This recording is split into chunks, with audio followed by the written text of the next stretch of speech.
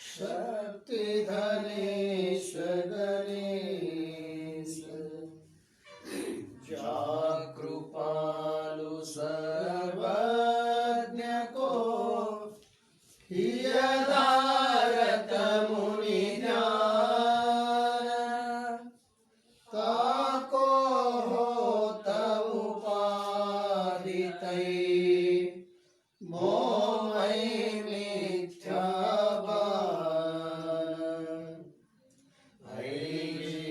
जाने बिन जगत मनहु जेवरि साप न सई भुजग जग जिहिल है सो हम आपे आप बोध चाहे जाको सुकृति भजत राम निष्काम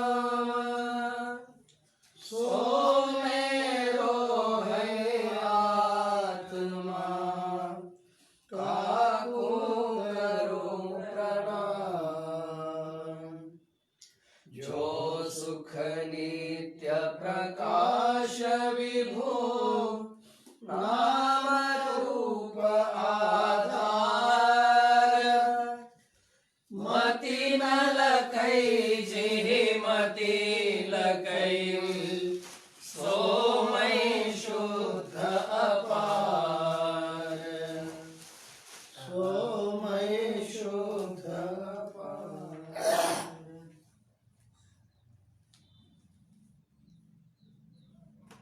परम पूज्य प्रातस्मरणीय ಸದ್ಗುರುಗಳ ಚರಣಾರವಿಂದಗಳನ್ನು ಹೃತ್ಪದ್ಮದಲ್ಲಿ ಧ್ಯಾನಿಸಿ ಅದ್ವೈತ ಸಾರ್ವಭೌಮ ಜಗದ್ಗುರು ಸಿದ್ಧಾರೂಢರ ಬ್ರಹ್ಮವಿದ್ಯಾ ಸಂಪ್ರದಾಯ ಕರ್ತೃಗಳಾದ ಸಮಸ್ತ ಋಷಿ ಮುನಿ ಸಂತ ಶರಣರ ಚರಣಾರವಿಂದಗಳಲ್ಲಿ ಅಭಿವಂದಿಸಿ ಗ್ರಂಥಕರ್ತರಾದ ಸಮರ್ಥ ಸದ್ಗುರು ಸಾಧು ನಿಶ್ಚಲದಾಸಜಿಯವರ ಪಾವನ ಪಾದಾರವಿಂದಗಳಲ್ಲಿ ಹಣೆಮನೆದು ಆತ್ಮೀಯರೇ, ಪ್ರಸ್ತುತ ಚಿಂತನದ ವಿಷಯ ಶ್ರೀ ವಿಚಾರ ಸಾಗರ. ವಿಚಾರ ಸಾಗರದ ಎರಡನೇ ತರಂಗದಲ್ಲಿ ನಿನ್ನಿನ ದಿವಸ ಪ್ರಮೇಯ ದೋಷದ ಖಂಡನ ಮಾಡಿದ್ದಾರೆ. ಅವ ಏನು ಹೇಳಿದಾನೆ? ಅಧ್ಯಾಸಕ್ಕೆ 5 ಕಾರಣಗಳು ಅದಾವೆ, ಅದರೊಳಗೆ ಒಂದೇ ಇರಲಿಲ್ಲ ಅಂದ್ರೆ ಅಧ್ಯಾಸ ಆಗುವುದಿಲ್ಲ. ಅದಕ್ಕೆ ಮೊಟ್ಟ ಮೊದಲನೇದು ಸತ್ಯವಸ್ತುನ ಜ್ಞಾನಜನ್ಯ ಸಂಸ್ಕಾರ, ಎರಡನೇದ್ದು ಪ್ರಮೇಯ ದೋಷ, ಪ್ರಮಾಣ ದೋಷ, ಪ್ರಮಾತೃ ದೋಷಗಳು ಹಾಗೂ ಅಧಿಷ್ಠಾನದ ಸಾಮಾನ್ಯ ಜ್ಞಾನ, ವಿಶೇಷದ ಜ್ಞಾನ. ಇಷ್ಟಿದ್ದರೇ ಅಧ್ಯಾಸ ಆಗ್ತದ. ಈ ಅಧ್ಯಾಸದ ಸಾಮಗ್ರಿಗಳಿಲ್ಲವಾದ್ದರಿಂದ ಜಗತ್ತು ಸತ್ಯದ ಅಂತ ಹೇಳಿದ್ದಕ್ಕೆ ಇದರೊಳಗೆ ಅವ್ರು ಏನು ಹೇಳ್ತಾ ಇದ್ದಾರೆ ಉತ್ತರ ಅಂತ ಕೇಳಿದರೆ, ಯಾವ ದೋಷನೂ ಇಲ್ಲದೇ ಇದ್ದರೂ ಕೂಡ ಅಭ್ಯಾಸ ಆಗುತ್ತದೆ. ದೋಷ ಇದ್ರೇ ಅಭ್ಯಾಸ ಆಗ್ತಿತ್ತು ಅಂತ ಅಂದ್ರೆ ನಿನ್ನ ಮಾತು ಸರಿ. ಆದರೆ ಪ್ರಮೇಯ ದೋಷ ಇಲ್ಲದೇ ಇದ್ದರೂ ಕೂಡ ಆತ್ಮನಲ್ಲಿ ಜಾತಿಯ ಅಧ್ಯಾಸ ಆಗ್ತದೆ. ನಾನು ಬ್ರಾಹ್ಮಣ, ನಾನು ಕ್ಷತ್ರಿಯ, ನಾನು ವೈಶ್ಯ ಅಂಥೇಳಿ ಈ ಆತ್ಮನಲ್ಲಿ ಜಾತಿ ಅಧ್ಯಾಸ ಏನು ಆಗ್ತದಲ್ಲ, ಆತ್ಮನಿಗೂ ಜಾತಿಗೂ ಸಾದೃಶ್ಯದ ಏನು ಅಂತ ಕೇಳಿದ್ರೆ ಸಾದೃಶ್ಯ ಇಲ್ಲ. ಇಲ್ಲಿ ಪ್ರಮೇಯ ದೋಷ ಅಂದ್ರೆ ಸಾದೃಶ್ಯ ದೋಷ. ರಜ್ಜುವಿನಲ್ಲೇ ಸರ್ಪದ ಅಧ್ಯಾಸ ಆಗಬೇಕಾಗಿತ್ತು ಅಂತಂದ್ರೆ ರಜ್ಜುವಿಗೂ ಸರ್ಪಕ್ಕೂ ಸಾದೃಶ್ಯದ. ಶಿಂಪಿಯಲ್ಲೇನೆ ಬೆಳ್ಳಿಯ ಅಧ್ಯಾಸ ಆಗಬೇಕಾಗಿತ್ತು ಅಂತಂದ್ರೆ ಶಿಂಪಿಗೂ ಬೆಳ್ಳಿಗೂ ಸಾದೃಶ್ಯದ. ಹಾಗಾದ್ರೆ ಇಲ್ಲಿ ಆತ್ಮನಿಗೂ ಜಾತಿಗೂ ಸಾದೃಶ್ಯದ ಏನು ಅಂತ ಕೇಳಿದ್ರೆ ಆತ್ಮನಿಗೂ ಜಾತಿಗೂ ಸಾದೃಶ್ಯ ಇಲ್ಲ. ಜಾತಿ ಹೊರಗದ, ಆತ್ಮ ಒಳಗದಾನೆ. ಆತ್ಮ ವ್ಯಾಪಕದಾನ, ಜಾತಿ ಪ್ರತ್ಯೇಕದ. ಆದ್ದರಿಂದ ಆತ್ಮನಿಗೂ ಜಾತಿಗೂ ಸಾದೃಶ್ಯ ಇಲ್ಲ. ಆ ದೋಷ ಇಲ್ಲದಿದ್ದರೂ ಕೂಡ ಅಧ್ಯಾಸ ಆಗ್ತದೆ. ಅಂದ್ರೆ ಅಧ್ಯಾಸಕ್ಕೆ ಯಾವ ದೋಷದ ಅಪೇಕ್ಷೆ ಇಲ್ಲ.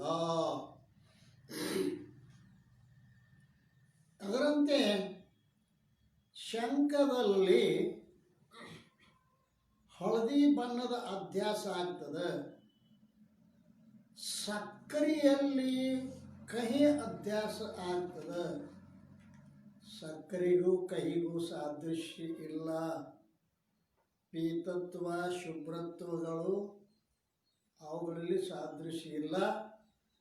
ಆದರೂ ಕೂಡ ಅಧ್ಯಾಸ ಆಗ್ತದೆ ಅಂದ್ರೆ ಅಧ್ಯಾಸಕ್ಕೆ ದೋಷದ ಅವಶ್ಯಕತೆ ಇಲ್ಲ. ಯಾವುದೇ ದೋಷ ಇಲ್ಲದಿದ್ರೂ ಕೇವಲ ಒಂದು ಅಧ್ಯಾಸ ಮಾತ್ರ ಅಧ್ಯಾಸಕ್ಕೆ ಹೇತು ಆಗ್ತದೆ ವಿನಃ ಉಳಿದ ಯಾವ ದೋಷಗಳು ಅಧ್ಯಾಸಕ್ಕೆ ಹೇತು ಆಗುವುದಿಲ್ಲ ಅಂತೇಳಿ ಪ್ರಮಾತ ದೋಷದ ಖಂಡನ 84 ನಿನ್ನೆ ಚಿಂತನೆ ಮಾಡಿದ್ದೇವೆ.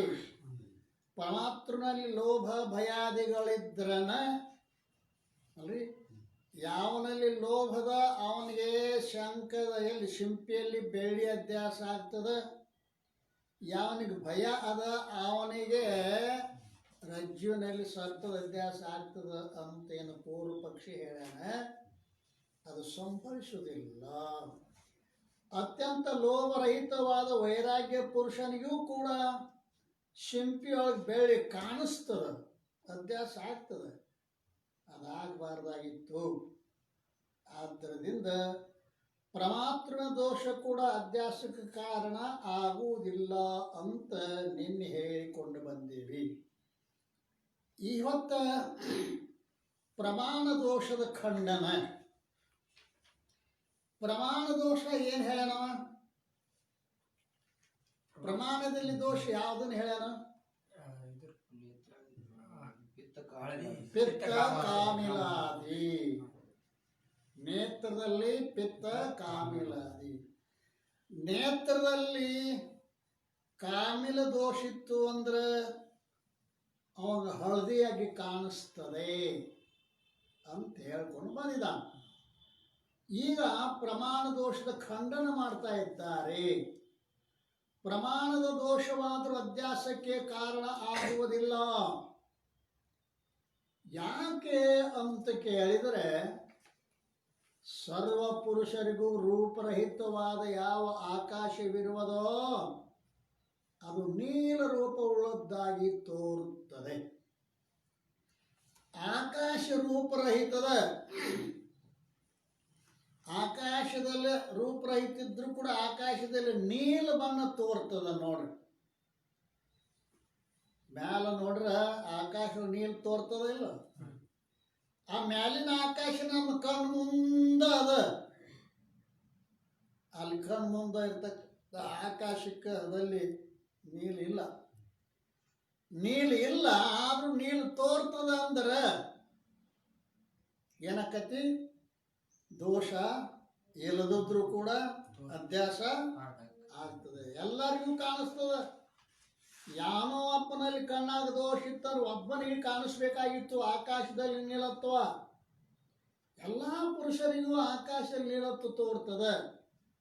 ಮತ್ತು ಕಡಾಯಿ ಹಾಗೆ ತಂಬುದಾಕಾರವಾಗಿ ತೋರ್ತದ ಆಕಾಶ.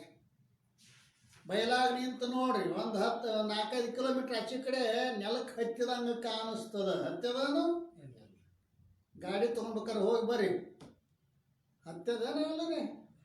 ಎಲ್ಲಿ ಹತ್ತಿಲ್ಲ. ಹತ್ತಿಲ್ಲ ಅಂದ್ರೂ ಕೂಡ ಹತ್ತಿದಂಗೆ ಕಾಣಿಸ್ತದ. ತಂಬುದಾಕಾರವಾಗಿ ಕಾಣಿಸ್ತದ, ಕಡಾಯಿ ಆಕಾರವಾಗಿ ಕಾಣಿಸ್ತದ. ಇದು ದೋಷ ಕಣ್ಣಾಗಿ ಯಾರಿಗೂ ಇಲ್ಲ, ಎಲ್ಲರಿಗೂ ಇದು ಕಾಣಿಸುತ್ತೆ. ಅಂದ ಬಳಿಕ ಅದು ಪ್ರಮಾಣದಲ್ಲಿ ದೋಷ ಇರುವುದು ಅಂತ ಹೇಳೋದು ಸಂಭವಿಸುವುದಿಲ್ಲಪ್ಪ. ಆದರೆ ಪ್ರಮಾಣ ದೋಷ ಅಧ್ಯಾಸಕ್ಕೆ ಕಾರಣ ಅಲ್ಲ. ಆಕಾಶದ ನೀಲತಾದಿಗಳ ಯಾವ ಅಧ್ಯಾಸವಿರುವುದೋ ಅದರಲ್ಲಿ ಕೇವಲ ಪ್ರಮಾಣ ದೋಷ ಅಷ್ಟೇ ಅಲ್ಲ, ಒಂದು ಪ್ರಮಾಣ ದೋಷವೇ ಅಭಾವ ಅಲ್ಲ, ಕಿಂತು ಸರ್ವದೋಷಗಳು ಅಭಾವವಿರುವುದು, ಯಾವ ದೋಷನೂ ಇಲ್ಲ. ಅದಕ್ಕೆ ಟಿಪ್ಪಣಿ ಒಳಗೆ ಹೇಳಿದ ನೋಡ್ರಿ. ಎಷ್ಟನೇ ಟಿಪ್ಪಣಿ? 116. ಆಕಾಶದಲ್ಲಿ ನೀಲತಾದಿಗಳ ಯಾವ ಅಧ್ಯಾಸವಿರುವುದೋ ಅದರಲ್ಲಿ ಸರ್ವ ಪುರುಷರ ನೇತ್ರದಲ್ಲಿ ತಿಮಿರಾದಿಕ ದೋಷವಿರುವುದು ಅಸಂಭವ ಇರುತ್ತದೆ. ಎಲ್ಲರಿಗೂ ಅದು ಕಾಣಿಸ್ತದೆ. ಆಕಾಶದಲ್ಲಿ ನೀಲತ್ವ ಎಲ್ಲರಿಗೂ ಕಾಣಿಸುವುದರಿಂದ ತಿಮಿರಾದಿಕ ದೋಷ ಅಸಂಭವದ. ತಿಮಿರ ಐತೇನ, ಕತ್ತಲೈತೇನ, ಹಗಲು ಹೊತ್ತಿನಾಗ ನೀಲ ಬಣ್ಣ ಕಾಣಿಸ್ತದ ಅದಲ್ರಿ. ಹಗಲು ಹೊತ್ತಿನಾಗ ನೀಲ ಬಣ್ಣ ಕಾಣಿಸ್ತದೆ. ತಿಮಿರಾದಿ ಕತ್ತಲೆ ದೋಷ ಇಲ್ಲದಿದ್ರು ಕೂಡ ತೋರ್ತದ ಅಂದ ಬಳಿಕ ಪ್ರಮಾಣ ದೋಷ ಅಭಾವವಿರುತ್ತದೆ. ಪ್ರಮಾಣ ದೋಷನೂ ಅಭಾವದ. ಇನ್ನು ನೀಲತಾದಿಗಳಿಗೂ ಆಕಾಶಕ್ಕೂ ಸಾದೃಶ್ಯ ಐತೇನೋ? ಸಾದೃಶ್ಯ ಇಲ್ಲ. ಆಕಾಶಕ್ಕೂ ನೀಲತಾಕ್ಕೂ ಸಾದೃಶ್ಯ ದೋಷನೂ ಇಲ್ಲ. ಅಂದ್ಬಳಿಕ ಪ್ರಮೇಯ ದೋಷನೂ ಇಲ್ಲ. ಮೂರನೇದು, ಆಕಾಶದಲ್ಲಿ ತೋರುವ ನೀಲಿ ಬಣ್ಣದ ಹಾಗೂ ಆಕಾಶದಲ್ಲಿ ತೋರುವ ಕೊಪ್ಪರಿಗೆಯ ಮತ್ತು ಆಕಾಶ ತೋರುವ ತಂಬುವಿನ ಲೋಭವು ಯಾರಿಗೂ ಇರುವುದಿಲ್ಲ. ಇದೊಂದು ಕೊಪ್ಪರಿಗೆ ಐತೆ ಅಂತ ತೊಗೊಂಡು ಮನೆಗೆ ಹೋಗೋಣ ಅಂತ ಯಾರಿಗಾರ ಲೋಭ ಅದ? ಇಲ್ಲ. ತಂಬು ಐತೆ ಅಂತ ತೊಗೊಂಡು ಹೋಗಿ ನಮ್ಮ ಮನೆ ಮ್ಯಾಗ ಹೊಚ್ಚನು ಅಂತ ಯಾರಿಗಾರ ಲೋಭ ಅದ? ಇಲ್ಲ. ಲೋಭ ಅನ್ನೋದು ಪ್ರಮಾತ ದೋಷ ಹೇಳ್ಕೊಂಬಂದಾರಲ್ಲ, ಪ್ರಮಾತ ದೋಷನೂ ಇಲ್ಲ, ಸಾದೃಶ್ಯ ಪ್ರಮೇಯ ದೋಷನೂ ಇಲ್ಲ, ಮತ್ತು ನೇತ್ರಾದಿಗಳಲ್ಲಿ ಪ್ರಮಾಣ ದೋಷನೂ ಇಲ್ಲ. ಈ ಮೂರೂ ದೋಷ ಇಲ್ಲದೆ ಇದ್ದರೂ ಕೂಡ ಆಕಾಶದಲ್ಲಿ ನೀಲತ್ವ ಕಡಾಹದಂತಿರೋದು ತಂಬುದಂತಿರೋದು ಏನು ಕಾಣಿಸ್ತದ, ದೋಷ ಇಲ್ಲದಿದ್ರೂ ಕಾಣಿಸ್ತದ. ಅಂದ ಬಳಿಕ ದೋಷದ ಅಭಾವದಿಂದ ಬಂದು ಅಧ್ಯಾಸವಿರುವುದಿಲ್ಲ, ಸತ್ಯವಿದೆ ಅನ್ನು ಹೇಳುವ ನಿನ್ನ ಮಾತ ಸಂಭವಿಸುವುದಿಲ್ಲ ಅಂತ ಹೇಳ್ಕೊಂಡು ಬಂದಿದ ಅದಲ್ಲ. ಏಕೆಂದರೆ ಸರ್ವದೋಷಗಳ ಅಭಾವಿದ್ದರೂ ಆಕಾಶ ನಿರತಾದಿಗಳ ಅಧ್ಯಾಸ ಸರ್ವ ಪುರುಷರಿಗೂ ಆಗುತ್ತದೆ. ಆದ್ದರಿಂದ ದೋಷವು ಅಧ್ಯಾಸಕ್ಕೆ ಕಾರಣ ಇರುವುದಿಲ್ಲ. ದೋಷ ಅಧ್ಯಾಸಕ್ಕೆ ಕಾರಣ ಇಲ್ಲ. ಕವಿತ್ವದ ಚತುರ್ಥ ಪಾದದ ಅರ್ಥವು ಹೀಗೆ ಇರುವುದು. ಹಿಂದೆ 4 ಕವಿತ್ವಗಳು ಹೇಳ್ಕೊಂಬಂದಾರ, 3 ಅದರೊಳಗೆ 4ನೇ ಪಾದ ಯಾರಿಗೆ ಯಾವ ಪಿತ್ತ ಪ್ರವೃತ್ತಿ ಅಂದರೆ ಪಿತ್ತವೇ ಮೊದಲಾದ ಅಕ್ಷೇಮ ಅಂದರೆ ಯಾವ ದೋಷಗಳು ಇರುವುದಿಲ್ಲವೋ ಅವನಿಗಾದರೂ ಆಕಾಶವು ನೀಳ ಉಳ್ಳದ್ದಾಗಿಯೂ ಕಡಾಯಿ ಆಕಾರವಾಗಿಯೂ ತಂಬೂದಾಕಾರವಾಗಿಯೂ ತೋರುತ್ತದೆ. ಆದ್ದರಿಂದ ಪ್ರಮಾಣ ದೋಷವು ಅಧ್ಯಾಸಕ್ಕೆ ಕಾರಣವಿರುವುದಿಲ್ಲ. ಕ್ಷೇಮ ಅಂದ್ರೆ ಕುಶಲ ಅಲ್ರಿ, ಅದಕ್ಕೆ ವಿರೋಧಿಯಾದದ್ದಕ್ಕೆ ಏನಂತಾರೆ? ಪ್ರಮಾಣ ದೋಷ. ಅದಕ್ಕೆ ಅಕ್ಷೇಮ. ಇದನ್ನು ಹಿಂದೆ ಕವಿತ್ವದಾಗ ಅಕ್ಷೇಮ ಅನ್ನೋ ಶಬ್ದ ಪ್ರಯೋಗ ಮಾಡ್ಯಾರ. ಅದ್ರ ಅರ್ಥ ಇಲ್ಲಿ ಹೇಳ್ಯಾರ. ಅಂದ್ರೆ ಯಾರ ಕಣ್ಣಾಗ್ನೂ ದೋಷ ಇಲ್ಲ, ಎಲ್ಲ ಕಣ್ಣುಗಳು ಕ್ಷೇಮವಾಗೇ ಅದಾವ, ಅಕ್ಷೇಮ ಇಲ್ಲ. ಆದ್ದರಿಂದ ದೋಷ ಸಂಭವಿಸುವುದಿಲ್ಲ. ಜ್ಞಾನದ ಸಾಧನವಾದ ಯಾವ ಇಂದ್ರಿಯವಿರೋದು ಅದು ಪ್ರಮಾಣವೆನಿಸುವುದು ಅಲ್ಲ. ಪ್ರಮಾಣ ದೋಷ ಅಂದ್ರೂ ಜ್ಞಾನಕ್ಕೆ ಕಾರಣವಾದ ಇಂದ್ರಿಯಗಳೇನದಾವಲ್ಲ ಅವುಗಳಿಗೆ ಏನಂತಾರೆ ಪ್ರಮಾಣ ಎನಿಸುತ್ತವೆ. ಈ ರೀತಿಯಿಂದ ದೋಷವು ಅಧ್ಯಾಸಕ್ಕೆ ಕಾರಣವಿರುವುದಿಲ್ಲ. ಆದ್ದರಿಂದ ಬಂಧದ ಅಧ್ಯಾಸವಾಗುವುದರಲ್ಲಿ ದೋಷದ ಆಕ್ಷೇಪವಿರುವುದಿಲ್ಲ. ಮತ್ತು ಸಂಕ್ಷೇಪ ಶಾರೀರಿಕದಲ್ಲಿ ಬಂಧದ ಅಧ್ಯಾಸ ಸಮಯದಲ್ಲಿ ದೋಷಗಳನ್ನು ಕೂಡ ಪ್ರತಿಪಾದನೆ ಮಾಡಿರುತ್ತಾರೆ. ಅವುಗಳನ್ನು ವಿಸ್ತಾರದ ಭಯದಿಂದ ನಾವಿಲ್ಲಿ ಬರೆದಿರುವುದಿಲ್ಲ. ಮತ್ತು ಅಧ್ಯಾಸಕ್ಕೆ ಒಂದು ವೇಳೆ ದೋಷವು ಕಾರಣವಾಗಿದ್ದರೆ ಆ ದೋಷಗಳನ್ನು ನಾವಿಲ್ಲಿ ನಿರೂಪಣೆ ಮಾಡ್ತಿದ್ದೆವು. ಆದರೆ ದೋಷಗಳ ಅಧ್ಯಾಸಕ್ಕೆ ಕಾರಣ ಇಲ್ಲ ಅಂದ ಬಳಿಕ ನಾವು ಆ ದೋಷ ನಿರೂಪಣೆ ಮಾಡುವುದು ಜರೂರಿಲ್ಲ ಅಂತ ಟೀಕಾದಾಗ ಹೇಳಿಕೊಂಡು ಬಂದಾರೆ. ಇಲ್ಲೊಂದು ಟಿಪ್ಪಣಿ ಅದ 117. ಇದೊಂದು ಸ್ವಲ್ಪ ಕಠಿಣವಾದದ್ದು, ತಿಳಿಲಾರ್ದು ಸ್ವಲ್ಪ ಅಡಚಣೆ ಅದ. ಇರಲಿ, ಅದನ್ನು ಸ್ವಲ್ಪ ನಾವು ಚಿಂತನೆ ಮಾಡೋಣ. ಏನದ ಇದರ ಅಭಿಪ್ರಾಯ ಹೀಗೆ ಇರುತ್ತದೆ: ಸರ್ವದೋಷಗಳಿದ್ದಾಗಲೇ ಅಧ್ಯಾಸವಾಗುತ್ತದೆ ಎಂಬ ನಿಯಮ ಇಲ್ಲ. ಎಲ್ಲ ದೋಷಗಳಿದ್ದಾಗನೇ ಅಧ್ಯಾಸ ಆಕತಿ ಅಂತ ನಿಯಮ ಇಲ್ಲ. ಕಿಂತು ಯಾವುದಾದ್ರೂ ಒಂದು ದೋಷವಿದ್ದರೆ ಅಧ್ಯಾಸವಾಗುತ್ತದೆ. ಯಾವುದು ಒಂದೇ ದೋಷ, ಒಂದಂದ್ರೆ ಅದು ಅಜ್ಞಾನ. ಉಳಿದು ಯಾವುದು ಜರೂರಿಲ್ಲ. ಪ್ರಮಾತ ಪ್ರಮಾಣ ಪ್ರಮೇಯ ಯಾವ ಜರೂರಿಲ್ಲ. ಯದ್ಯಪಿ ಈಗ ಆಕಾಶ ಲೀಲತಾದಿಗಳ ಅಧ್ಯಾಸದಲ್ಲಿ ಸರ್ವದೋಷಗಳ ಅಭಾವವನ್ನು ಪ್ರತಿಪಾದನೆ ಮಾಡಿರುತ್ತದೆ. ಆದ್ದರಿಂದ ಯಾವ ದೋಷವು ಅಧ್ಯಾಸಕ್ಕೆ ಕಾರಣವಲ್ಲ, ಯಾವ ದೋಷವು ಕೂಡ ಅಧ್ಯಾಸಕ್ಕೆ ಕಾರಣ ಅಲ್ಲ. ತಥಾಪಿ ಇಷ್ಟಿದ್ದಾಗಿನೂ ಕೂಡ ಎಲ್ಲಿ ಯಾವ ದೋಷವು ಇರುವುದಿಲ್ಲವೋ ಅಲ್ಲಿ ಅವಿದ್ಯೆ ದೋಷವಾಗಿರುತ್ತದೆ. ಆಯ್ತಾ? ಎಲ್ಲಿ ಯಾವ ದೋಷ ಇದ್ದಿದ್ದಿಲ್ಲ ಅಂದ್ರೂ ಕೂಡ ಅವಿದ್ಯೆ ದೋಷ ಇರುತ್ತದೆ. ಈಗ ಶಾಂಪಲ್ ಮೊದಲು ಹೇಳ್ಕೊಂಬಂದಾರ, ಆಕಾಶದಾಗ ನೀಲತ್ತುಕ ಯಾವ ದೋಷನೂ ಇಲ್ಲ. ಆದರೆ ಅಜ್ಞಾನ ಮಾತ್ರ ಅವಶ್ಯವಾಗಿ ಇರ್ತದೆ.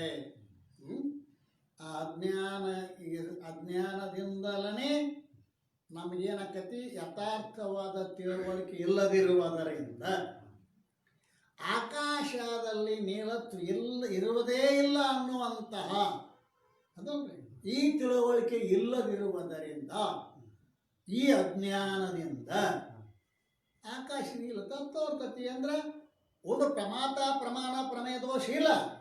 ಯಾವ ದೋಷ ಉಳಿತಂಗೆ ಅಂದರೆ ಅಜ್ಞಾನ. ಆಕಾಶದಲ್ಲಿ ಯಾವ ಕಾಲಕ್ಕೂ ನೀಲತ್ತು ಇರಂಗಿಲ್ಲ ಅನ್ನುವಂಥ ತಿಳುವಳಿಕೆ ಇಲ್ಲದಿರುವುದರಿಂದ ಹಂಗೆ ಕಾಣಿಸ್ತದೆ. ಆದರೆ ಅದು ಅಲ್ಲೇ ಇಲ್ಲ. ಕಾಣಿಸ್ತದೆ ಪರಂತು ಅಲ್ಲೇ ಇಲ್ಲ. ಇಷ್ಟೇ. ಈ ರೀತಿಯಾಗಿ ಯಾವ ದೋಷ ಇಲ್ಲಂದ್ರೂ ಕೂಡ ಅಲ್ಲಿ ಅವಿದ್ಯೆ ದೋಷವಾಗಿರುತ್ತದೆ. ಸರ್ವಥಾ ದೋಷದ ಅಭಾವ ಇದ್ದರೆ ಅಧ್ಯಾಸವೇ ಆಗುವುದಿಲ್ಲ. ದೋಷನ ಇದ್ದಿದ್ದಿಲ್ಲ ಅಂದ್ರೆ ಯಥಾರ್ಥ ಜ್ಞಾನನ ಆಕತಿ. ಅಲ್ಲಿ ಅಧ್ಯಾಸ ಆಗಂಗಿಲ್ಲ. ಆಯ್ತಾ?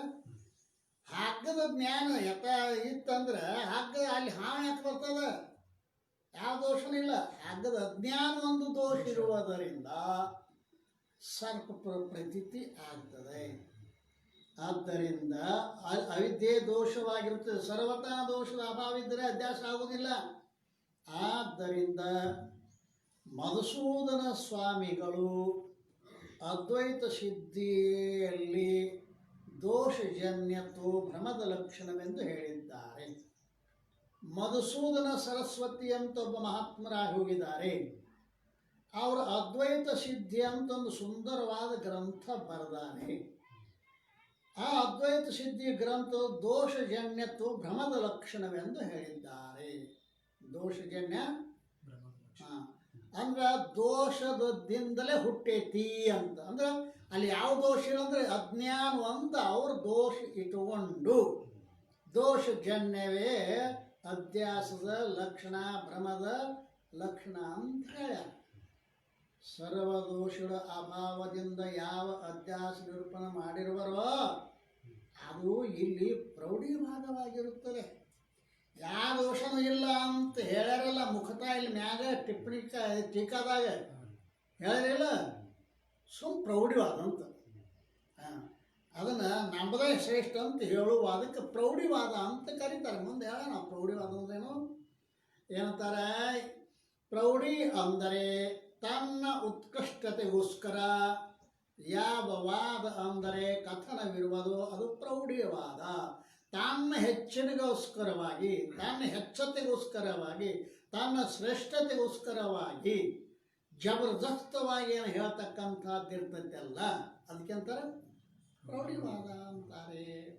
ಅಂದರೆ ಯಾವ ದೋಷಗಳು ಅಂತ ಹೇಳ್ಯಾರ ಅದು ಅಜ್ಞಾನ ಒಂದು ದೋಷ ಇರ್ತದ ಅಂತ ತಿಳ್ಕೋರಿ ಅಂತ ಅವ್ರ ಮಧುಸೂದನ ಸ್ವಾಮಿಗಳ ಅಭಿಪ್ರಾಯ. ಸರಿ, ಇಲ್ಲಿ ಬಂತು ನೋಡಿ. ಸದ್ಯ ಯಾನು ಒಬ್ಬ ದ್ವೈತವಾದಿ ಶಂಕ, ಈ ಒಬ್ಬ ಅದ್ವೈತವಾದಿ ಶಂಕ ದ್ವೈತವಾದಿ ವಿವಾದಕ್ಕೆ ವಿಷಯವಾದ ಯಾವ ಜಗತ್ತಿರುವುದೋ ಅದು ಮಿಥ್ಯವಿರುವುದಿಲ್ಲ. ಪ್ರತಿಜ್ಞೆ. ವಿವಾದಕ್ಕೆ ವಿಷಯವಾದ ಜಗತ್ತು ವಿವಾದಕ್ಕೆ ವಿಷಯವಾದ ಅಂತ ಯಾಕಂತಾನ ಅಂದ್ರೆ ಕೆಲವು ಮಂದಿ ಜಗತ್ತು ಸತ್ಯ ಅಂತಾರೆ, ಕೆಲವು ಮಂದಿ ಜಗತ್ತು ಮಿಥ್ಯ ಅಂತಾರೆ. ಈ ವಿವಾದಕ್ಕೆ ವಿಷಯ ಆಗ್ಯದ ಅದು ಜಗತ್ತು ಅಲ್ಲ. ಈ ರೀತಿ ವಿವಾದಕ್ಕೆ ವಿಷಯವಾದ ಯಾವ ಜಗತ್ತಿರುವುದೋ ಅದು ಮಿಥ್ಯ ಇರುವುದಿಲ್ಲ. ಯಾರು ತರಿದನ? ಶಂಕ ದ್ವೈತವಾದಿ. ಆ ಜಗತ್ ಸತ್ಯ ಐತಿ ಅಂತ ನಾವು ಯಾಕಂದ್ರೆ ಅದಕ್ಕೆ ಹೇತು ಏನಪ್ಪ? ಪ್ರತಿಜ್ಞಾ ಹೇತು ದೃಷ್ಟಾಂತ, ಇದು ಅನುಮಾನ ಪ್ರಮಾಣ. ಇದರಾಗಿ ಇದನ್ನು ಇಲ್ಲಿ ವ್ಯತಿರೇಕಿ ಅನುಮಾನ ಹೇಳ. ಮತ್ತು ಅನ್ವಯ ಅನುಮಾನ ಅಲ್ಲ. ಅನ್ವಯ ಅನುಮಾನ ಬೇರೆ, ವ್ಯತಿರೇಕಿ ಅನುಮಾನ ಬೇರೆ. ಯಾವುದು ಇರುವುದರಿಂದ ಯಾವುದು ಇರುತ್ತದೆಯೋ ಅದು ಅನ್ವಯ ಅನುಮಾನ. ಹೊಗೆ ಇರುವುದರಿಂದ ಹೇತು ಸ್ವರೂಪವಾದ ಹೊಗೆ ಇರುವುದರಿಂದ ಸಾಧ್ಯ ಸ್ವರೂಪವಾದ ಬೆಂಕಿಯೂ ಇರುತ್ತದೆ. ಇರುವುದರಿಂದ ಇರುವುದು ಇದ್ಯಾವುದು? ಅನ್ವಯ ಅನುಮಾನ. ಯಾವುದು ಇಲ್ಲದಿರುವುದರಿಂದ ಯಾವುದು ಇರುವುದಿಲ್ಲವೋ ಇದು ವ್ಯತಿರೇಕಿ ಅನುಮಾನ. ಹೊಗೆ ಇಲ್ಲ ಆದ್ರೂ ಮುಂಜಾನೆ ಚಳಿಗಾಲದಾಗ ನೀರಿನ ಮೇಲೆ ಉಗಿ ಕಾಣಿಸ್ತದೆ, ಅದು ಹೊಗೆ ಹಂಗೆ ಕಾಣಿಸ್ತದ. ಹೇತ್ವಾಭಾಸ ಅಂತಾರೆ. ಹೇತು ಅಲ್ಲ, ಹೇತುವಿನಂತೆ ತೋರುವುದಕ್ಕೆ ಹೇತ್ವಾಭಾಸ ಅಂತ ಕರೀತಾರೆ ಅದಕ್ಕೆ. ಅಲ್ಲೇ ಹೊಗೆಯೂ ಇಲ್ಲ ಆದರೆ ಬೆಂಕಿನೂ ಇಲ್ಲ. ವ್ಯತಿರೇಕಿ ಅನುಮಾನ. ಈ ವ್ಯತಿರೇಕಿ ಅನುಮಾನ ತಲೆ ಕೆಡಿಸುವ ಅನುಮಾನ ಅಂದರೆ ವ್ಯತಿರೇಕಿ ಅನುಮಾನ ತಿಳಿತ. ಸರಿ, ಇಲ್ಲಿ ಏನಂತಾನ ಅಂತ ಕೇಳ, ಹೇತು ಏನಪ್ಪ? ಜಗತ್ ಸತ್ಯನ ಕಣ್ಣಿಗೆ ಹೇತು ಏನಪ್ಪ? ವಿವಾದಕ್ಕೆ ವಿಷಯವಾದ ಜಗತ್ತೇನೈತಿಲ್ಲ ಅದು ಮಿಥ್ಯ ಇರುವುದಿಲ್ಲ, ಸತ್ಯ ಐತಿ ಅಂತ ಹೇಳ್ತಾನೆ. ಅದಕ್ಕೆ ಕಾರಣ ಏನಪ್ಪ ಅಂತ ಕೇಳ, ಅಧಿಷ್ಠಾನದ ಸಮಾನ ಸತ್ಯದ ದೋಷದಿಂದ ಅಜನ್ಯವಾಗಿರುವುದರಿಂದ. ತಿಳಿಯಾಗಿಟ್ಕೊಳ್ರಿ ಏನಂತ ನಾವು ಅಧಿಷ್ಠಾನದ ಸಮಾನ ಸತ್ಯಯುಳ್ಳ ದೋಷದಿಂದ ಅಜನ್ಯವಾಗಿರುವುದರಿಂದ ಅದು ಸತ್ಯ ಅಂತ ಅವನ ಅಭಿಪ್ರಾಯ. ಅಧ್ಯಾಸಕ್ಕೆ ಒಂದೆರಡು ಲಕ್ಷಣಗಳದಾವ. ಸ್ವಅಭಾವಾಧಿಕರಣೆ ಅವಭಾಸೋ ಅಧ್ಯಾಸ. ಸ್ವ ಅಭಾವಾಧಿಕರಣೆ, ತನ್ನ ಅಭಾವದ ಅಧಿಕರಣದಲ್ಲಿ ತನ್ನ ಪ್ರತೀತಿ. ಅರ್ಥಾಕತ್ತೇನು? ಸ್ವಭಾವ ಅಂದ್ರ ಸರ್ಪ. ಸ್ವ ಅನ್ನೋ ಪದಕಾರ್ಥೇನು? ಸ್ವರ್ಪ. ಸರ್ಪದ ಅಭಾವದ ಅಧಿಕರಣದಲ್ಲಿ ಸರ್ಪದ ಅಭಾವದ ಅಧಿಕರಣ ಯಾವುದು? ಹಗ್ಗ. ಹಗ್ಗ. ಹಗ್ಗದೊಳಗ ಹಾವ ಇಲ್ಲ ಆದರೂ ತೋರ್ತದ. ಇಲ್ಲ ಭಾವ ಮತ್ತು ಅಭಾವ, ಇಲ್ಲ ಅನ್ನೋದು ಅಭಾವ, ತೋರ್ತದ ಅವಭಾಸ. ಅಭಾವ ಮತ್ತು ಭಾವ ಒಂದ ಜಾಗದಾಗ ಒಂದ ವಸ್ತುವಿಂದು ಇರ್ತತೇನು? ಇಲ್ಲ. ಇಲ್ಲಿ ಏನು ಹೇಳ್ತಾರ? ಸರ್ಪದ ಭಾವನೂ ಹೇಳ್ತಾರ, ಸರ್ಪದ ಅಭಾವನೂ ಹೇಳ್ತಾರ. ಸ್ವ ಅಭಾವಾಧಿಕರಣೆ, ತನ್ನ ಅಭಾವದ ಅಧಿಕರಣದಲ್ಲಿ ತನ್ನ ಪ್ರತೀತಿ, ಪ್ರತೀತಿ ಅಂದ್ರೆ ಭಾವ, ಇಲ್ಲದರಲ್ಲಿ ಇರುವಿಕೆ. ಇದು ಭಾವ ಅಭಾವ ಒಂದು ಅಧಿಕಾರದೊಳಗೆ ಇರಕ್ಕೆ ಸಾಧ್ಯ ಇಲ್ಲ. ಅದಕ್ಕೆ ಏನು ಹೇಳಬೇಕಾತು ಅಂತ ಕೇಳಿದ್ರೆ ಸತ್ತ ಬ್ಯಾರೆ ಬ್ಯಾರೆ ಹೇಳಬೇಕಾತು. ಅದು ಯಾವ ಸತ್ಯದ ಅಭಾವದ? ರಜ್ಜುವಿನಲ್ಲಿ ಸರ್ಪ ವ್ಯಾವಹಾರಿಕ ಸತ್ಯದ ಅಭಾವದ, ಪ್ರಾತಿಭಾಗ ಸತ್ಯದ ಭಾವದ. ಅರ್ಥ ಆಗತ್ತೇನಿಲ್ಲ? ವ್ಯಾವಹಾರಿಕ ಸತ್ಯದ ಅಭಾವದ. ಹಗ್ಗನು ವ್ಯಾವಹಾರಿಕ ಸತ್ಯ ಅದ, ಹಗ್ಗದಂತೆ ಹಾವನು ವ್ಯಾವಹಾರಿಕ ಸತ್ಯ ಅದ ಅನ್ನಲ್ಲ? ಇಲ್ಲ. ಹಗ್ಗದೊಳಗ ವ್ಯಾವಹಾರಿಕ ಸತ್ಯದ ಅಭಾವದ, ಪ್ರಾತಿಭಾಗ ಸತ್ಯದ ಭಾವದ. ಭಾವ ಭಾವ ಅದಕ್ಕೆ ಮತ್ತೊಂದು ಲಕ್ಷಣ ಮಾಡಬೇಕಾಯ್ತು. ಸ್ವ ಅಭಾವಾಧಿಕರಣೆ ಅವಭಾಸೋ ಅಧ್ಯಾಸ, ತನ್ನ ಅಭಾವದ ಅಧಿಕರಣದಲ್ಲಿ ಅಂತ ಹೇಳಿದ್ರಲ್ಲ. ಇದಕ್ಕಿಂತ ಬ್ಯಾರೆ ಏನು? ಅಧಿಷ್ಠಾನಾದಿ ವಿಷಮ ಸತ್ತ ಕಾವಭಾಸೋ ಅಧ್ಯಾಸ. ಅಧಿಷ್ಠಾನದ ವಿಷಮ ಸತ್ತೆಯಿಂದ, ಅದಲ್ಲ, ಅಧಿಷ್ಠಾನದ ವಿಷಮ ಸತ್ತೆಯಿಂದ ತೋರತಕ್ಕಂಥದ್ದು ಯಾವುದೋ ಅದಕ್ಕೆ ಅಧ್ಯಾಸ ಅಂತ ಕರೀತಾರೆ. ಅಧಿಷ್ಠಾನ ವಿಷಮ ಸತ್ತ ಕಾವಭಾಸು. ಅಧಿಷ್ಠಾನಕ್ಕಿಂತಲೂ ಬೇರೆ ಸತ್ತೆ. ರಜ್ಜುವಿಂದು ಯಾವ ಸತ್ತೆ? ವ್ಯಾವಹಾರಿಕ ಸತ್ಯ. ಆದ್ರೆ ತೋರಕತ್ತಿಲ್ಲ ಸರ್ಪ, ಅದು ಸತ್ಯ ಯಾವುದು? ಪ್ರಾತಿಭಾಷಿಕ ಸತ್ಯ. ಅಧ್ಯಾಸದೊಳಗೆ ಅಧಿಷ್ಠಾನಕ್ಕಿಂತಲೂ ವಿಷಮ ಸತ್ಯ ಇದ್ದನ ಅಧ್ಯಾಸ ಆಗ್ತದೆ. ಇವ ಇಲ್ಲಿ ಏನು ಹೇಳಕತ್ತಾನ? ಇವ ಏನು ಹೇಳ್ತಾ ಇದ್ದಾನೆ ಅಂತ ಕೇಳಿದ್ರೆ ಏನಂತಾನೋ, ಯಾವ ವಿವಾದಕ್ಕೆ ವಿಷಯವಾದ ಯಾವ ಜಗತ್ತಿರುವುದೋ ಅದು ಮಿಥ್ಯೆ ಇರುವುದಿಲ್ಲ, ಸತ್ಯದ ಅಂತ ಅರ್ಥ ಆಯ್ತು.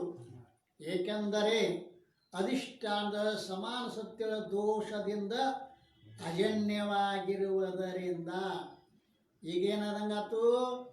ಅಧಿಷ್ಠಾನದ ಈಗ ಅವ ಏನು ಹೇಳ್ತಾನ? ರಜ್ಜುವಿನಲ್ಲಿ ತೋರುವ ಸರ್ಪ ಅಧಿಷ್ಠಾನ ಯಾವ್ದತ್ತ? ವ್ಯಾವಹಾರಿಕದ. ಅದು ಸಮಾನ ಸತ್ಯ ದೋಷ. ಸಮಾನ ಸತ್ಯ ದೋಷ ಇಲ್ಲ ಅಲ್ಲಿ, ವಿಷಮ ಸತ್ಯ ಅದ. ಆದ್ದರಿಂದ ಸಮಾನ ಸತ್ಯಗಳ ದೋಷದಿಂದ ಅಜನ್ಯವಾಗಿರುವುದರಿಂದ ಅದು ಸಮಾನ ಸತ್ಯ ದೋಷದ ಅಜನ್ಯ ಆಗಿಲ್ಲ, ಅಜನ್ಯ ಹುಟ್ಟಲಾರದ್ದು. ಸಮಾನ ಸತ್ಯ ದೋಷದಿಂದ ಅಜನ್ಯವಾಗಿದ್ದದು. ಆದರೆ ಅದಕ್ಕೆ ನಾವು ಸತ್ಯ ಅಂತೀವಿ ಜಗತ್ತಿಗೆ, ಆಯ್ತಾ? ಏಕೆಂದರೆ ಅಧಿಷ್ಠಾನ ಸಮಾನ ಸತ್ಯಗಳ ದೋಷದಿಂದ ಅಜನ್ಯವಾಗಿರುವುದರಿಂದ ಯಾವ ಯಾವವು ಅಧಿಷ್ಠಾನ ಸಮಾನ ಸತ್ಯ ದೋಷದಿಂದ ಅಜನ್ಯವಾಗಿರುವವೋ, ಯಾವ ಯಾವವು ಅಧಿಷ್ಠಾನದ ಸಮಾನ ಸತ್ಯ ದೋಷದಿಂದ ಅಜನ್ಯವಾಗಿರುವ ಅವೆಲ್ಲ ಮಿಥ್ಯವಿರುವುದಿಲ್ಲ. ಮತ್ತು ಯಾವುದು ಅಧಿಷ್ಠಾನ ಸಮಾನ ಸತ್ಯ ದೋಷದಿಂದ ಅಜನ್ಯವಾಗಿರುವುದಿಲ್ಲವೋ, ಇಲ್ಲವೋ ಇಲ್ಲಿ ಅಲ್ಲೇ ಅಜನ್ಯವಾಗಿರುವವೋ, ಇಲ್ಲೇ ಅಜನ್ಯವಾಗಿರುವುದಿಲ್ಲವೋ ಅಂದ್ರೆ ಜನ್ಯವಾಗಿರುವವೋ. ಅರ್ಥ ಆಗತ್ತೇನು? ಕಿಂತು ಅವು ದೋಷದಿಂದ ಜನ್ಯವಿರುವುದಿಲ್ಲವೋ ಆ ವಸ್ತು ಮಿಥ್ಯವಿಲ್ಲವೆನ್ನೋ ಹಾಗಿಲ್ಲ, ಕಿಂತು ಮಿಥ್ಯವೇ ಇರುತ್ತವೆ. ಹೇಗೆಂದರೆ ರಜ್ಜು ಸರ್ಪಾದಿಗಳಂತೆ. ರಜ್ಜು ಸರ್ಪಾದಿಗಳಂತೆ ಅಂದ್ರೆ ಏನು ಹೇಳ್ತಾನೆ ಇವ ಅಂತ ಕೇಳಿದ್ರೆ, ರಜ್ಜುವಿನಲ್ಲಿ ತೋರುವ ಸರ್ಪ ಅದು ಮಿಥ್ಯ ಅದ. ಯಾಕೆ ಅನ್ಕರ ಅಲ್ಲಿ ವಿಷಮ ಸತ್ಯ, ಸಮಾನ ಸತ್ಯ ದೋಷ ಇಲ್ಲ. ಆಯ್ತಾ? ಸಮಾನ ಸತ್ಯ ದೋಷ ಇಲ್ಲದ್ದರಿಂದ ಅದು ವಿಷಮ ಸತ್ಯ ಐತಿ. ಆದರೆ ಇಲ್ಲಿ ಹೇಳ್ತಕ್ಕಂಥದ್ದು ಏನದಪ್ಪ ಅಂದ್ಕರ ದೋಷದ ಅಜನ್ಯ ಆಗ್ಯದ. ಯಾವ್ದಾಗೈತಿ ಅದು ಮಾತ್ರ ಏನಾಗಿರ್ತೈತಿ ಅಂದ್ಕರ ಸತ್ಯ ಇರ್ತದ, ಜಗತ್ತು ಸತ್ಯದ. ಯಾಕೆ ಅಂದ್ಕರ ಸಮಾನ ಸತ್ಯದಿಂದ ಅಜನ್ಯ ಆಗಿರುವುದರಿಂದ. ಆದ್ದರಿಂದ ಕಿಂತು ಮಿಥ್ಯೆ ಇರ್ತದೆ. ಹೇಗೆಂದರೆ ರಜ್ಜು ಸರ್ಪಾದಿಗಳಂತೆ. ಈ ರೀತಿಯಿಂದ ರಜ್ಜು ಸರ್ಪ ಏನಾಗೈತಿ ಸಮಾನ ಸತ್ಯ ದೋಷದಿಂದ ಜನ್ಯ ಆಗೈತಿ. ಅದು ಅಜನ್ಯ ಆಗಿಲ್ಲ. ಜನ್ಯ ಆದ್ರಿಂದ ಅದು ಸತ್ಯ ಇರುತ್ತದೆ ಅಂತ ನಾವ ತಿಳಿತಾ. ಹಂಗ ಜಗತ್ತು ಸತ್ಯ ಐತಿ ಅಂತ ಅವನ ಅಭಿಪ್ರಾಯ. ಈ ವ್ಯತಿರೇಕಿ ಅನುಮಾನದಿಂದ ಜಗತ್ತಿನ ಅಧ್ಯಾಸವು ಅಭಾವವಾಗಿರುತ್ತದೆ. ಜಗತ್ತಿನ ಅಧ್ಯಾಸ ಇಲ್ಲ, ಜಗತ್ತ ಸತ್ಯ, ಅಧ್ಯಾಸಿಕ ಅಲ್ಲ. ಈ ಶಂಕೆಯು ಸಂಭವಿಸುವುದಿಲ್ಲ. ಹಿಂಗೆ ಹೇಳೋದು ಸಂಭವಿಸುವುದಿಲ್ಲ. ಏಕೆಂದರೆ ಯಾವ ವ್ಯಾವಹಾರಿಕ ರಜ್ಜುವಾದಿಗಳಿರುವವೋ ಅವು ಕಲ್ಪಿತ ಸರ್ಪಾದಿಗಳ ಅಧಿಷ್ಠಾನವಾಗುವವು ಎಂದದ್ದಾದರೆ ಈ ದೃಷ್ಟಾಂತದಿಂದ ಉಕ್ತ ಅನುಮಾನವು ಸಿದ್ಧಿಸುತ್ತದೆ. ವ್ಯಾವಹಾರಿಕವಾದ ರಜ್ಜು ಏನದಾವಲ್ಲ ಅವಳ ಕಲ್ಪಿತ ಸರ್ಪಾದಿಗಳ ಅಧಿಷ್ಠಾನ ಅಂತ ಹೇಳಿದರೆ ಸಿದ್ಧ ಆಕೈತಿ. ಆದರೆ ವಿಚಾರ ಮಾಡಿ ನೋಡಿದ್ದಾದರೆ ಸರ್ಪಾದಿಗಳ ಅಧಿಷ್ಠಾನ ರಜ್ಜುವಾದಿ ಉಪಹಿತ ಚೇತನವಿರುತ್ತದೆ. ರಜ್ಜು ಅಧಿಷ್ಠಾನ ಅಲ್ಲ, ರಜ್ಜು ಉಪಹಿತ ಚೇತನ ಅಧಿಷ್ಠಾನದ. ಹೇಳ್ತಾನ. ಯಾಕೆ ಮುಂದೆ 4ನೇ ತರಂಗದ ಭಾಳ ವಿಸ್ತಾರ ಹೇಳೋದಾನು. ಯಾಕೆ ರಜ್ಜು ತಾನು ಕಲ್ಪಿತದ. ಕಲ್ಪಿತ ಇನ್ನೊಂದು ಕಲ್ಪಿತಕ್ಕೆ ಅಧಿಷ್ಠಾನ ಆಗೋದು ಸಂಭವಿಸುವುದಿಲ್ಲ ಅಲ್ಲ. ಬಂಜಿ ಮಗನಿಂದ 27 ಜನ ಮಕ್ಕಳು ಹುಟ್ಟಿದರು ಅಂದ್ರೆ ಏನಾಕೈತಿ ಅದು? ಆ ಬಂಜಿ ಮಗ ಅನ್ನೋದು ಕಲ್ಪಿತತಿ. ಕಲ್ಪಿತ ವಸ್ತು ಮತ್ತೊಂದು ಅಧಿಷ್ಠಾನ ಆಕೈತಿ ಅಂದರೆ ಇಲ್ಲ. ಆದ್ದರಿಂದ ಈಗ ನಾವು ರಜ್ಜು ಅಂತ ಹೇಳಿದೆವು ಒಂದೊಂದು ಕಡೆ. ಯಾಕೆ ಸ್ಥೂಲ ದೃಷ್ಟಿ ಉಳ್ಳವ್ರ ಸಲುವಾಗಿ ಹೇಳಿದ್ದದು, ತಿಳ್ಕೊಳಕ್ಕೆ ಸರಳ ಆಕೈತಿ ಅಂತ ಹೇಳಿದ್ರು. ವಾಸ್ತವಿಕವಾಗಿ ರಜ್ಜು ಅಧಿಷ್ಠಾನ ಅಲ್ಲ, ರಜ್ಜು ಅವಚ್ಛಿನ್ನ ಚೇತನ. ಅವ ರಜ್ಜು ಅವಚ್ಛಿನ್ನ ರಜ್ಜು ಚೇತನ ರಜ್ಜು ಅಧಿಷ್ಠಾನ ಅಂತ ತಿಳ್ಕೊಂಡು ವಾದ ಮಾಡಕತ್ತೆ ನಾವು. ರಜ್ಜು ಅಧಿಷ್ಠಾನದ ವ್ಯಾವಹಾರಿಕ ಶಬ್ದ, ಕಲ್ಪಿತವಾದ ಸರ್ಪ ಪ್ರಾತಿಭಾಷಿಕ ಶಬ್ದ. ಸಮಾನ ಸತ್ಯ ಉಳ್ಳ ದೋಷದ ಅಜನ್ಯ ಆದಂಗೆ ಆತದು. ಹೌದಲ್ಲ, ವಿಷಮ ಸತ್ಯದ ಜನ್ಯ ಐತೆ ಅದು. ಅದು ನಾವು ಈಗ ಹೇಳಬೇಕಾದದ್ದೇನೋ ಜಗತ್ಗೆ ಅಧಿಷ್ಠಾನ ಬ್ರಹ್ಮದ. ಸರ್ಪಕ್ಕೂ ಅಧಿಷ್ಠಾನ ಚೇತನವೇ ಅದ. ರಜ್ಜು ಅವಚ್ಚಿನ ಚೇತನ ಎಲ್ಲ ಕಡೆ ಚೇತನ ಐತಿ. ಖರೇನ ರಜ್ಜು ಅಡ್ಡ ದೇಶದಾಗೈತಿ. ಅಡ್ಡ ದೇಶದಾಗಿರುವ ಚೇತನಕ್ಕೆ ರಜ್ಜು ಅವಚ್ಛಿನ್ನ ಚೇತನ ಅಂತ ಕರೀತಾರೆ. ಅದು ಬ್ರಹ್ಮಚೇತನವೇ ಅದ. ಹೌದಲ್ಲ. ಆದ್ದರಿಂದ ಇಲ್ಲಿ ಹೇಳಬೇಕಾದದ್ದೇನು ಅಂತ ಕೇಳಿದ್ರೆ ಜಗತ್ತಿಗೆ ಅಧಿಷ್ಠಾನ ಬ್ರಹ್ಮಚೇತನ. ಅದಕ್ಕೆ ಸಮಾನ ಸತ್ಯ ಉಳ್ಳದ್ದು ಏನಾರು ಐತೇನೋ? ಪಾರಮಾರ್ಥ ಸತ್ಯ ಒಂದೇ ಒಂದು, ಅದು ಬ್ರಹ್ಮದ, ಮತ್ತೊಂದು ಇಲ್ಲ. ಸಮಾನ ಸತ್ಯ ದೋಷದ ಅಭಾವದಲ್ಲಿ, ಸಮಾನ ಸತ್ಯ ದೋಷನ ಅಭಾವದಲ್ಲಿ. ಅದಕ್ಕೆ ಮತ್ತೊಂದು ಸತ್ಯ ಮತ್ತೊಂದು ಏನ್ರ ಐತನಲ್ಲಿ ಬರ್ಮಕ್ಕೆ ಬಿಟ್ಟ ಇಲ್ಲ. ಇಷ್ಟೇ ವ್ಯತ್ಯಾಸದ, ಮತ್ತೇನು ಇಲ್ಲ. ಅದನ್ನು ಹೇಳ್ತಾ ಇದ್ದಾನೆ. ವ್ಯತಿರೇಕ ಅನುಮಾನ ಜಗತ್ತಿನ ಅಧ್ಯಾಸವು ಅಭಾವವಿರುತ್ತದೆ. ಈ ಶಂಕೆ ಸಂಭವಿಸಲು ಏಕೆಂದರೆ ಯಾವ ವ್ಯಾವಹಾರಿಕ ರಜ್ಜುವಾದಿಗಳಿರುವವೋ ಅವು ಕಲ್ಪಿತ ಸರ್ಪಾದಿಗೆ ಅಧಿಷ್ಠಾನವಾಗವು ಎಂದದ್ದಾದರೆ ಈ ದೃಷ್ಟಾಂತ ಅನುಮಾನ ಸಿದ್ಧಿಸುತ್ತದೆ. ನೀ ಹಗ್ಗ ಅಧಿಷ್ಠಾನ ಅಂತ ಹಿಡ್ಕೊಂಡು ಮಾತನಾಡಿದ್ರೆ ಬರೋಬರಿ ಅದ. ಆಗ ವಿಚಾರ ಮಾಡಿ ನೋಡಿದ್ದಾರೆ ರಜ್ಜು ಅಧಿಷ್ಠಾನ ಅಲ್ಲ. ವಿಚಾರ ಮಾಡಿ ನೋಡಿದ್ದಾರೆ ಸರ್ಪಾದಿಗಳ ಅಧಿಷ್ಠಾನ ರಜ್ಜುವಾದಿ ಉಪಹಿತ ಚೇತನ ಇರುತ್ತದೆ, ಅಥವಾ ವೃತ್ತಿ ಉಪಹಿತ ಚೇತನ ಇರುತ್ತದೆ. ವೃತ್ತಿ ಉಪಹಿತ ಚೇತನವು ಬ್ರಹ್ಮವೇ, ರಜ್ಜು ಉಪಹಿತ ಚೇತನವು ಬ್ರಹ್ಮವೇ ಅದ. ಅದು ಮುಂದೆ ವಿಸ್ತಾರವಾಗಿ ಹೇಳವ್ರೆ. ಈ ವಿಷಯವು 4ನೇ ತರಂಗದಲ್ಲಿ ಅನಿರ್ವಚನೀಯ ಖ್ಯಾತ ನಿರೂಪಣದಲ್ಲಿ ಹೇಳಲ್ಪಡುತ್ತದೆ. ಆದ್ದರಿಂದ ಚೇತನವು ಪರಮಾತ್ಮ ಸತ್ತ ಇರುವುದರಿಂದ ಅದರ ಸಮಾನ ಸತ್ತವಳ ದೋಷವು ದೃಷ್ಟಾಂತದಲ್ಲಿಯೂ ಕೂಡ ಅಭಾವವಿರುತ್ತದೆ. ಅದರ ಸಮಾನ ಸತ್ತ ರಜ್ಜು ಅವಚ್ಚಿನ ಚೇತನ ದೃಷ್ಟಾಂತ ಹೇಳಿದ್ರೆ ಅದ್ರಾಗೂ ಅಭಾವದ. ಜಗತ್ತಿಗೆ ಬ್ರಹ್ಮದ ಅಧಿಷ್ಠಾನ ಅಂತ ಹೇಳಿದ್ರೆ ಸಿದ್ಧಾಂತದ್ದು ಅಭಾವದ. ದೃಷ್ಟಾಂತದೊಳಗೂ ಅಭಾವದ, ಸಿದ್ಧಾಂತದೊಳಗೂ ಅಭಾವದ. ತಿಳಿತಾ?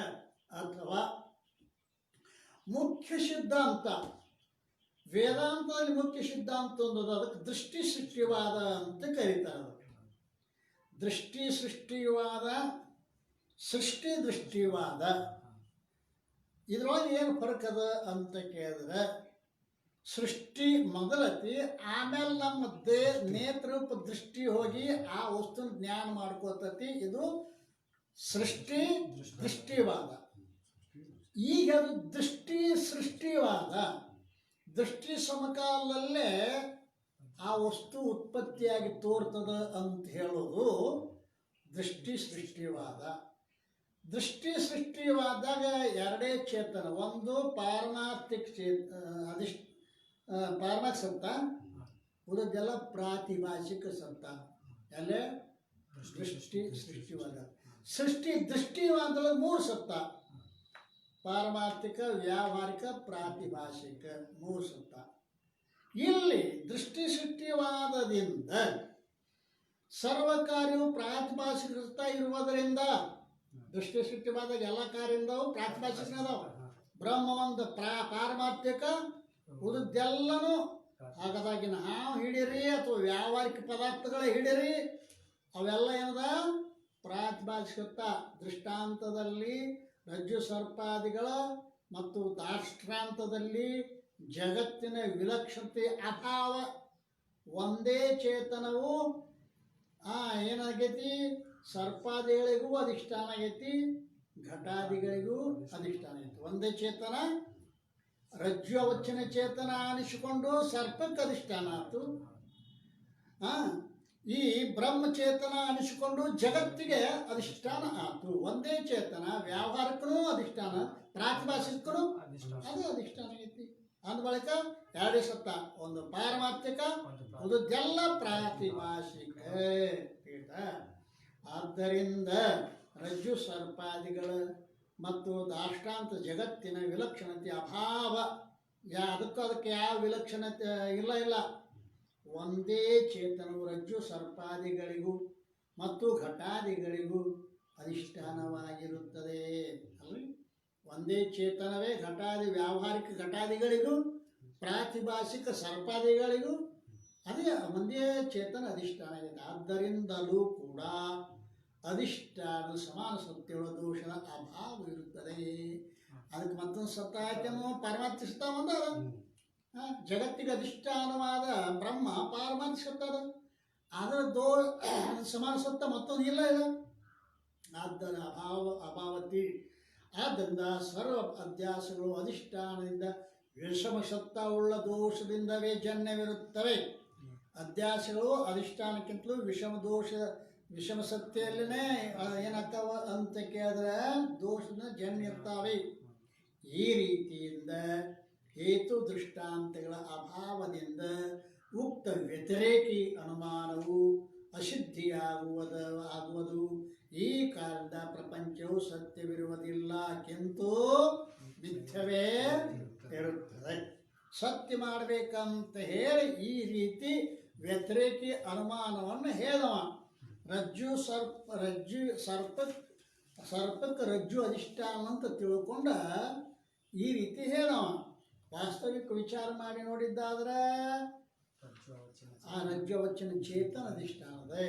ಅದನ್ನ ಸಮಾನ ಸತ್ತ ಅಧಿಷ್ಠಾನ, ಸಮಾನ ಸತ್ತ ದೋಷ ಅಂತ ಅಭಾವನ ಅದು. ಆದ್ದರಿಂದ ಜಗತ್ತವಿನ ಸತ್ಯ ಅಂತ ಹೇಳಕೊಂಡಿದ್ದ ಅದು ಸಿದ್ಧ ಆಗುವುದಿಲ್ಲ. ಜಗತ್ತು ಮಿಥ್ಯವೇ ಐತಿ ಅಂತ ಹೇಳ್ಕೊಂಡು ಬಂದರು. ಈ ರೀತಿ ಸಂಕ್ಷೇಪ ಶಾರೀರಿಕದಲ್ಲಿ ಬಂಧದ ಅಧ್ಯಾಸ ಸಮಯದಲ್ಲಿ ದೋಷಗಳನ್ನು ಕೂಡ ಪ್ರತಿಪಾದನೆ ಮಾಡಿರುತ್ತಾರೆ. ಇನ್ನು ದೋಷಗಳು ಅವಶ್ಯವಾಗಿ ಇರಲೇಬೇಕಂತ ಯಾರಾದರೂ ಹಠ ಮಾಡಿದರೆ, ಯಾವುದು ದೋಷ ಇದ್ದಿದ್ದಿಲ್ಲ ಆದರೂ ಅಜ್ಞಾನ ಒಂದು ಐತೆ ಅಂತ ಮೊದಲಂತ ಹೇಳ್ಕೊಂಬಂದಿದ. ಇಲ್ಲ ಇವು 5 ದೋಷ ಇದ್ರನ ಅಧ್ಯಾಸ ಆಕತಿ ಅಂತ ಯಾರಾದರೂ ಶಂಕಾ ಮಾಡಿದರೆ ದೋಷವನ್ನು ಕೂಡ ಪ್ರತಿಪಾದನೆ ಮಾಡಿರುತ್ತಾರೆ. ಸಂಕ್ಷೇಪ ಶಾರೀರಿಕ ಅಂತ ಒಂದು ಗ್ರಂಥದ, ಆ ಗ್ರಂಥದಲ್ಲಿ ಅಧ್ಯಾಸದ ಸಮಯದಲ್ಲಿ ದೋಷಗಳನ್ನು ಕೂಡ ಪ್ರತಿಪಾದನೆ ಮಾಡಿರುತ್ತಾರೆ.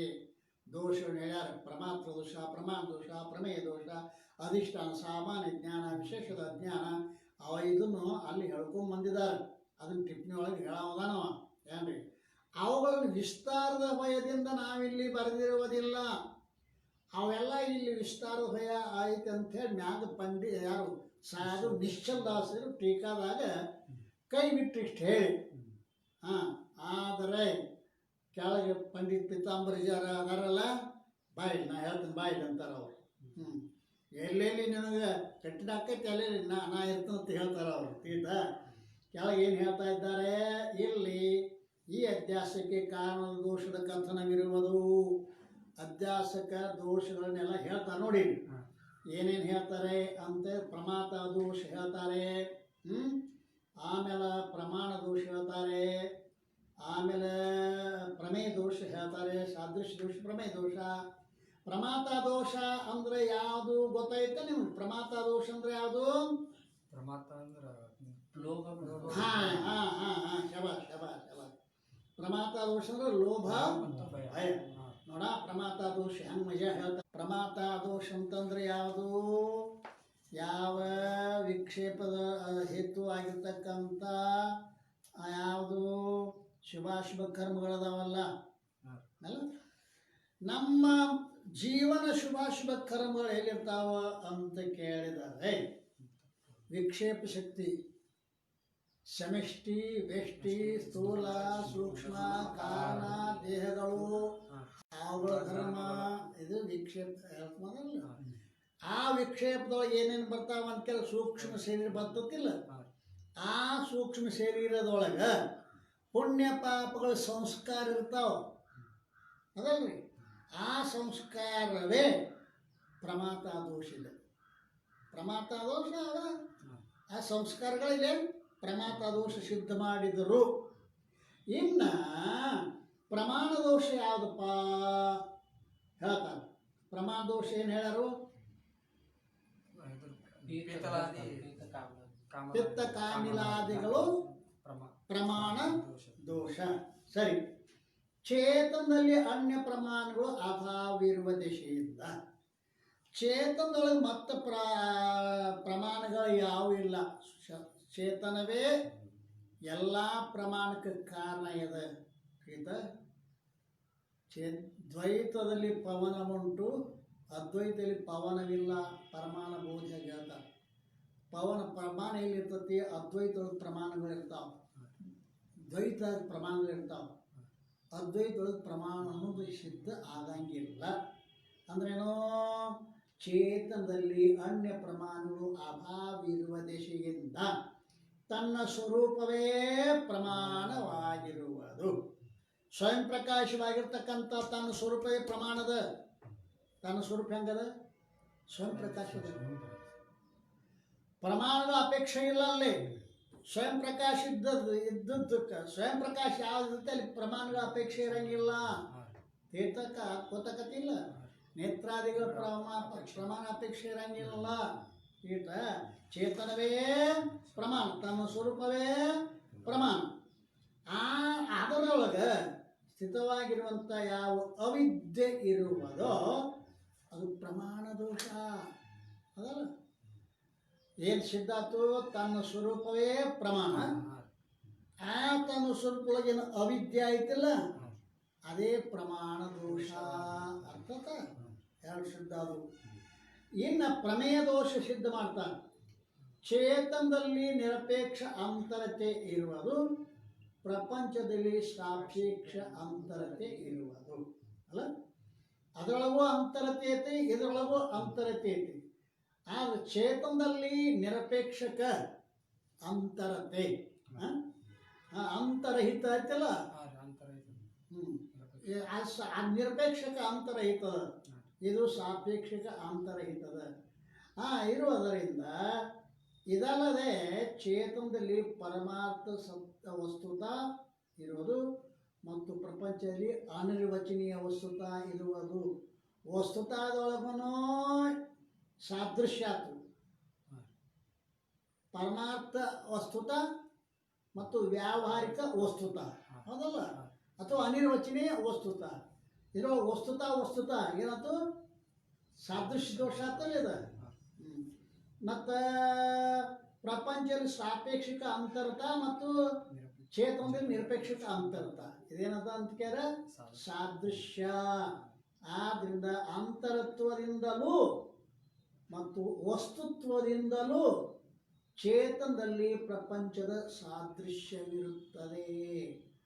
ಸಾದೃಶ್ಯ ದೋಷ ಆತಲ್ಲ, ಅದಕ್ಕೆ ಪ್ರಮೇಯ ದೋಷ ಅಂದಾರಲ್ಲ. ಸಾದೃಶ್ಯ ದೋಷಕ್ಕೆ ಪ್ರಮೇಯ ದೋಷ, ಪ್ರಮಾತ ದೋಷ, ಪ್ರಮೇಯ ದೋಷ, ಪ್ರಮಾಣ ದೋಷ, ಪ್ರಮೇಯ ದೋಷ, ಮೂರು ಸಿದ್ಧ ಅದು. ಈ ರೀತಿಯಿಂದ ಸಂಕ್ಷೇಪ ಶಾರೀರಿಕಾದಿ ಗ್ರಂಥದಲ್ಲಿ ಅಧ್ಯಾಸಕ್ಕೆ ಕಾರಣ ರೂಪ ದೋಷಗಳನ್ನು ಪ್ರತಿಪಾದನೆ ಮಾಡಿರುತ್ತಾರೆ. ಆಯ್ತಾ? ಈ ರೀತಿಯಿಂದ ಪ್ರತಿಪಾದನೆ ಮಾಡಿಕೊಂಡು ಬಂದಿದ್ದಾರೆ. ಈ ರೀತಿ ಮ್ಯಾಲೇನು ಹೇಳಿದ ಕೊನೆಗೆ ಅವುಗಳನ್ನು ವಿಸ್ತಾರದ ಬೈದು ನಾವಿಲ್ಲಿ ಬರ್ದಿಲ್ಲ ಅಂತ ಹೇಳಿ ಟೀಕಾದವರು. ಮತ್ತು ಅಧ್ಯಾಸಕ್ಕೆ ಒಂದು ವೇಳೆ ದೋಷವು ಕಾರಣವಾಗಿದ್ದಾದರೆ ಅವುಗಳನ್ನು ನಿರೂಪಣೆ ಮಾಡಬೇಕಾಗಿತ್ತು. ಆದ್ರೆ ಆ ದೋಷವು ಅಧ್ಯಾಸಕ್ಕೆ ಕಾರಣವಿಲ್ಲ, ಆಗ ನಾವು ಅದು ಕೈ ಬಿಟ್ಟಿದ್ದೀವಿ, ದೋಷದ ನಿರೂಪಣೆ ಮಾಡಿರುವುದಿಲ್ಲ ಅಂತ ಹೇಳಿದರು. ಈಗ ಕಾರಣ ಅಧ್ಯಾಸ ನಿರೂಪಣೆ ಏನು ಹೇಳಿದಾರೆ? ಕಾರಣ ಅಧ್ಯಾಸ ನಿರೂಪಣೆ. ನಾನು ಒಂದು ಕಾರ್ಯಾಧ್ಯಾಸ, ಒಂದು ಕಾರಣಾಧ್ಯಾಸ, ಹೌದಲ್ಲ? ಪ್ರಪಂಚ ಕಾರ್ಯ ಅಧ್ಯಾಸ, ಅಜ್ಞಾನ ಕಾರಣ ಅಧ್ಯಾಸ. ಇಲ್ಲಿ ಟಿಪ್ಪಣಿಕಾರ ಶಂಕ ಮಾಡ್ತಾರೆ. ಕಾರಣಾಧ್ಯಾಸ ಅಂತ ಏನು ಬರ್ದಾರಲ್ಲ, ಆದ್ರೆ ನಮ್ಮ ಟಿಪ್ಪಣಿ 19 ಗೊತ್ತಿಲ್ಲ. ಪ್ರಪಂಚಕ್ಕೆ ಕಾರಣವಾದ ಯಾವ ಅಧಿಷ್ಠಾನದ ವಿಶೇಷ ರೂಪ ಅಜ್ಞಾನವಿರುವುದೋ ಅದರ ಯಾವ ಅಧ್ಯಾಸವು ಕಾರಣ ಅಧ್ಯಾಸವೆನಿಸುವುದು. ಆಯ್ತಾ? ಪ್ರಪಂಚಕ್ಕೆ ಕಾರಣವಾದ ಅಧಿಷ್ಠಾನದ ವಿಶೇಷ ರೂಪದ ಏನು ಅಜ್ಞಾನತೆ ಅದು ಅಧ್ಯಾಸಕ್ಕೆ ಕಾರಣ. ಯದ್ಯಪಿ ಪ್ರಪಂಚದ ಅಧ್ಯಾಸಕ್ಕೆ ಅಜ್ಞಾನವು ಕಾರಣವಾಗಿದೆ, ಆದರೆ ಅಜ್ಞಾನದ ಅಧ್ಯಾಸಕ್ಕೆ ಅನ್ಯ ಯಾವ ಕಾರಣ ಇರುವುದಿಲ್ಲ. ಅಲ್ರಿ? ಪ್ರಪಂಚದ ಅಧ್ಯಾಸಕ್ಕೆ ಅಜ್ಞಾನ ಕಾರಣ. ಅಜ್ಞಾನಕ್ಕೊಂದು ಅಜ್ಞಾನದ ಅಧ್ಯಾಸ ಹೇಳ್ತೀರಿ ನೀವು. ಕಾರಣ ಅಧ್ಯಾಸ ಅಂದ್ರೆ ಅಜ್ಞಾನದ ಅಧ್ಯಾಸ, ಅದಕ್ಕೊಂದು ಕಾರಣ ಬೇಕಲ್ಲ. ತಥಾಪಿ ದೀಪದಂತೆ ಮತ್ತು ಸಾಂಖ್ಯ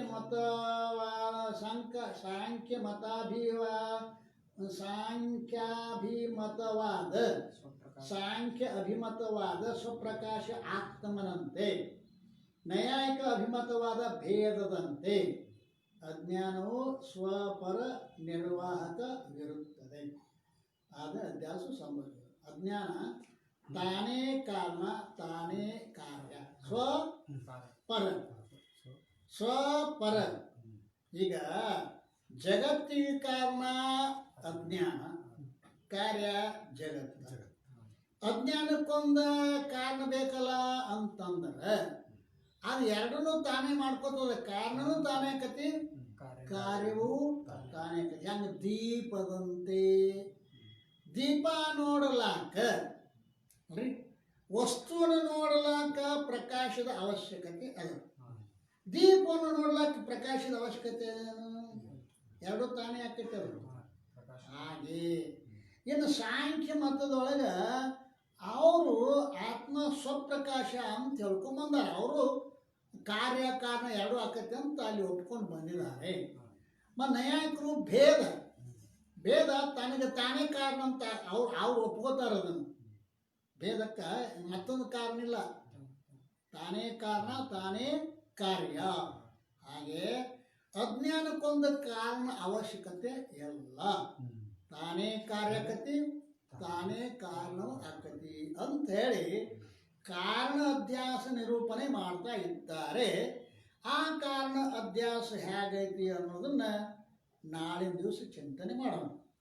ಸದ್ಗುರುನಾಥ ಮಹಾರಾಜ್ ಕಿ